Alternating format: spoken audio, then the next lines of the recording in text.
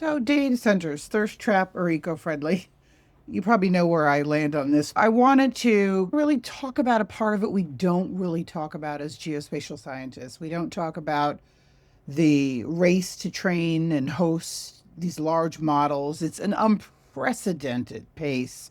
We're not really looking at the resources as we do this.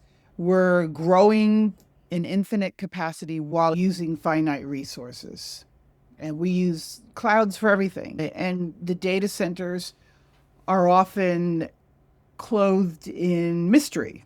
There's non disclosure agreements on both sides. The details are kept secret from the public. And even communities don't know where these are going. And this is nationwide. The NDAs that are signed because, Meta says we do that because in case something can't go forward, blah, blah, blah. And then they sign away that they can't have their own power sources in some locations. There's so many restrictions on where the water has to come from, where the power has to come from. And the communities that are impacted don't really know. Only those filing like FOIA, Freedom of Information Acts, usually can find out in enough time to try to stop or legislate where and where not these sites can occur. And that matters because they're all over the place. You don't know when the next one comes, and your utility bills will be impacted. And we sign on for the hype. We listen to things that these big companies say. Sam Altman speaks, and we start building data centers, and stocks go flying up. But like I tell people all the time, the stock market and the economy are not the same thing. And we really need to understand that. This is S&P 500 is really S&P 5. These top 5 companies are driving the entire economy. So any changes in NVIDIA or there being cheaper ways to manufacture everything, the stock market goes up and down, the economy goes with it. We just have to pay attention to what drives this. I'm talking about the water side of it, but when you're growing at such a rate, it's the water, it's the energy.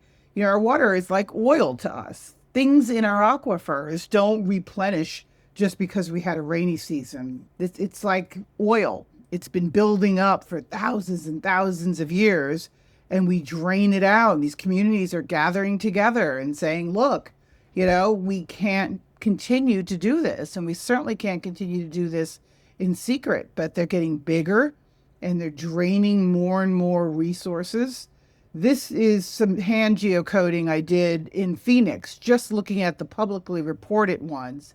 And I really wanted to see if I could look at the water use because it's not public. So I went to GRACE, the satellite data that looks at groundwater, soil conditions, and things like that. And I focused on Phoenix, and I wanted to see what the groundwater was like in that area. And this is the Python code that was generated. If you feel like you want to have any of this, I will share it. So you can see the scale, the vertical scale. So the more purple you are, the less groundwater that there is. And you can see that these are in resource challenged areas. You can see where Phoenix is, it's labeled a little on, it's less confusing if you can actually see like Flagstaff, Chandler and Phoenix, which kind of got over, I fixed it in the end, but in Tucson, but Chandler and Phoenix have a lot of data centers. This is just a quick flyover I did on Google Earth Studio just to kind of find some of the addresses. And you can see they're very, very close together.